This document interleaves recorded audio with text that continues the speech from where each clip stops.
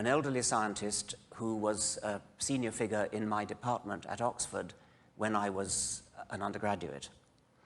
For years, this old man, when I say old, he's probably about the same age I am now, so I have to be careful. He had taught us, and he had believed, that the Golgi apparatus, which is a piece of microscopic apparatus inside most cells, he believed that the Golgi apparatus was an artifact. He thought it didn't exist. And he had written paper after paper after paper on this. He'd lectured to us undergraduates about this. And then one day, an American cell biologist came and gave a public lecture in our department in which he demonstrated beyond all possible doubt that the Golgi apparatus was real. Our old man strode to the front of the lecture hall, shook him by the hand, and said, "My dear fellow, I wish to thank you. I have been wrong these 15 years. And all of us applauded till our hands were red, and none of us will ever have forgotten that incident. That is science at its best. That's the very opposite of faith. That's knowing when you're wrong and even being pleased to be disproved. That's a bit of an ideal. I do agree that religion needs to be taught in schools in the form of comparative religion. Children need to be taught about religion, and that includes the dangers of it. And they need to be taught there are people called Christians who believe this and Muslims who believe that. What is actually wicked, evil, is taking a tiny child and saying, you are a Catholic child, or you are a Muslim child, you are going to a madrasa, you are going to a Catholic school. That is wicked, because that is, it's divisive, as various people have said.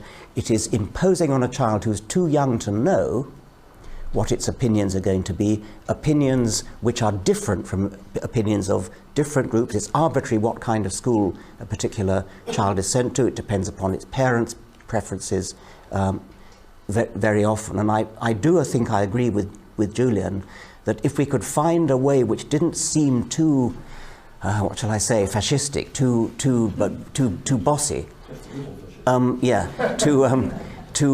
to say one of the fundamental rights of a child is not to be indoctrinated, but rather a child should be taught how to think, not what to think. A child should be taught to evaluate claims on the basis of evidence, and not told you're a Catholic, therefore you believe so and so. Now, as for Roger's saying that people of faith believe because they have reason for that faith, that means that it's evidence. There must be some evidence. Otherwise it ceases to be, otherwise it's just not faith. I mean, if it's faith, there is no evidence for it. That's what faith means. If you've got some evidence for your beliefs, let's hear it.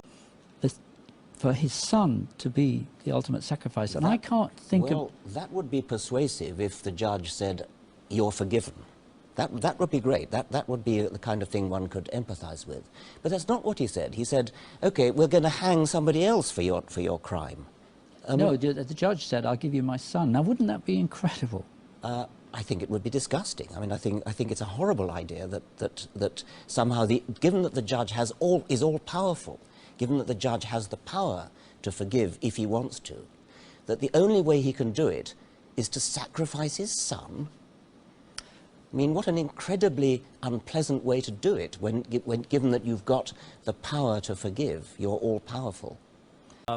You've done debates all around the world. Have you ever had a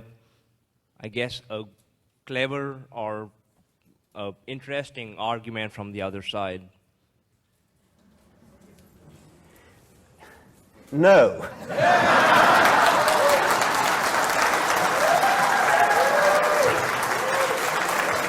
I think perhaps the single most convincing fact, the observation that you could point to, would be the pattern of resemblances that you see when you compare the genes using modern DNA techniques, actually looking at the letter-to-letter correspondences between genes. Compare the genes of any pair of animals you like, pair of animals, pair of plants, and then plot out the resemblances, and they fall on a perfect hierarchy, a perfect family tree. And the only alternative to it being a family tree is that the intelligent designer deliberately set out to deceive us in the most underhand and devious manner. But the burden of the question is, if you can't see it happening before your very eyes, doesn't that mean that you have to have faith in order to believe it? The answer is no, of course it doesn't, because what you see is the traces, the remains. You see the consequences of the evolutionary process, even though you can't actually watch it happening before your very eyes. It's a bit like, I've likened it to the process whereby a detective comes on the scene of a crime after the crime has been committed. Now, the detective can't actually see the crime being committed, but what he sees is fingerprints, footprints, bloodstains, scuffs on the carpet, all these sorts of evidence which add up to an understanding of how the crime was committed. So fossils are of that type. DNA is of that type. If you look at the DNA in different animals, compare, we've got it up here, beautiful picture you've got for the backdrop. If you look at the DNA of different animals, for a start, all animals and plants have the same DNA code, which is a remarkable fact in itself.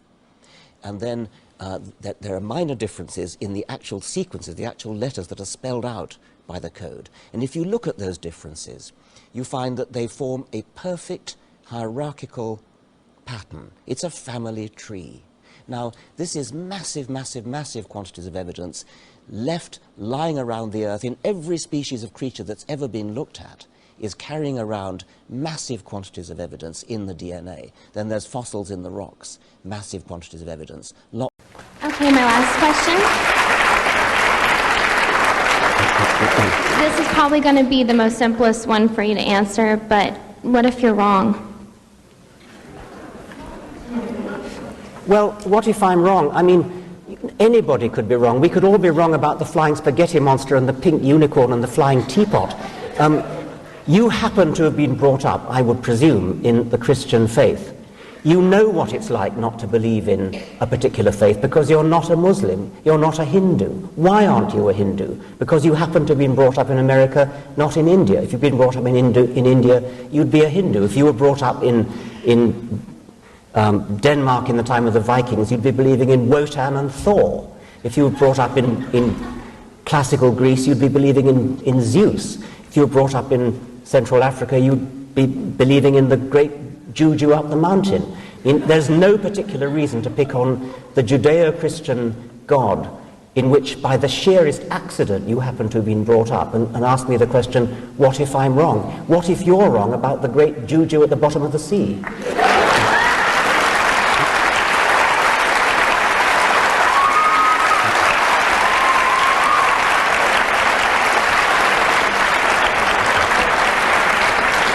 For that. But the Darwin deniers always say we don't have enough intermediary species in the fossil history. Does this help that? Of course. I mean, that was true when Darwin himself lived. There weren't any. And they still say, show us the missing link. Where's your missing link? And there are quite a few of them now. And right. Ardipithecus is just one of a great troop of them which have been found. So, explain this to me. I mean, we all evolved, and we all have the same brain, basically, now. So how can some of us believe in this, not believe in? We shouldn't say that, because we don't believe in this, it's the truth. We studied this, and it's scientific evidence. But how can some people feel this way about it? And then there are at least half of America who thinks the world was created by a man in a cloud in 6 days who then needed to rest. I love that. He's so powerful he can create the universe, but then he's pooped. I mean, how can we have the same brain? I'm sorry to say we don't have the same brain. I mean, there's a great variation. One of the main principles of the Darwinian theory is plenty of variation for natural selection to work on. And there's sure enough plenty of variation in brain power. All the way from Einstein on the one hand to Sarah Palin at the other. What is an atheist? An atheist is just somebody who feels about Yahweh the way any decent Christian feels about Thor or Baal or the golden calf. As has been said before, we are all atheists about most of the gods that humanity has ever believed in. Some of us just go one god further.